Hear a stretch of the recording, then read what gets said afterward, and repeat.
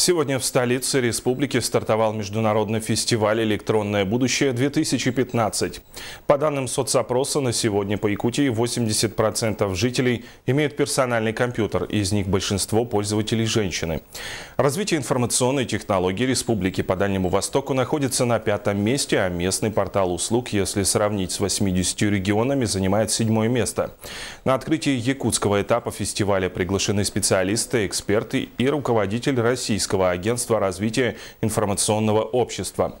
Участники фестиваля обсудили судьбу дальнейшего развития электронной технологии в Якутии, в частности, движение тимуровцев информационного общества, о работе студотряда IT-старт и проекте ликвидации компьютерной неграмотности пенсионеров и безработных граждан до 2018 года.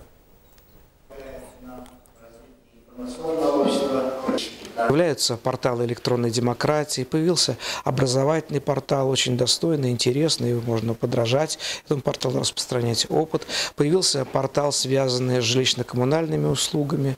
И что касается образовательного портала, он совсем недавно появился, да? Но вот уже 146 тысяч на сегодняшний день, 10 ноября 2015 года, человек в личном кабинете. Если учесть, какое количество населения всего в республике, конечно же, понятно, что эта цифра грандиозная. Это очень серьезный процент от населения республики.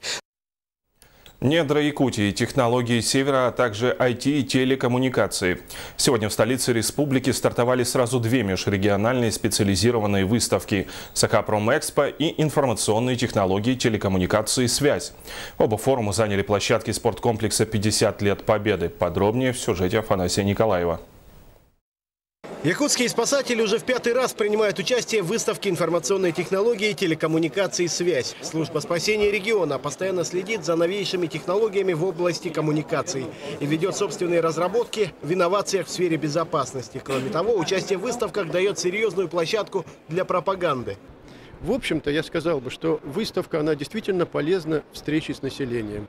Население подходит школьники, подходят студенты. И я думаю, что эту практику надо продолжать. Кроме спасателей, свои проекты и продукцию представляет более 50 компаний, как из Якутии, так и регионов России. Количество региональных участников, учитывая политику импортозамещения, только растет. Также в рамках деловой программы выставок проходят мастер-классы, презентации и круглые столы.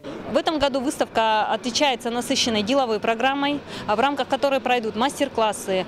Прямо на сцене будут показываться робототехника, обработка цифровой фотографии и так далее. И также пройдет 2 круглых стола. В рамках деловой программы выставки произошло подписание соглашения между Министерством связи и информатизации региона и Торгово-промышленной палаты.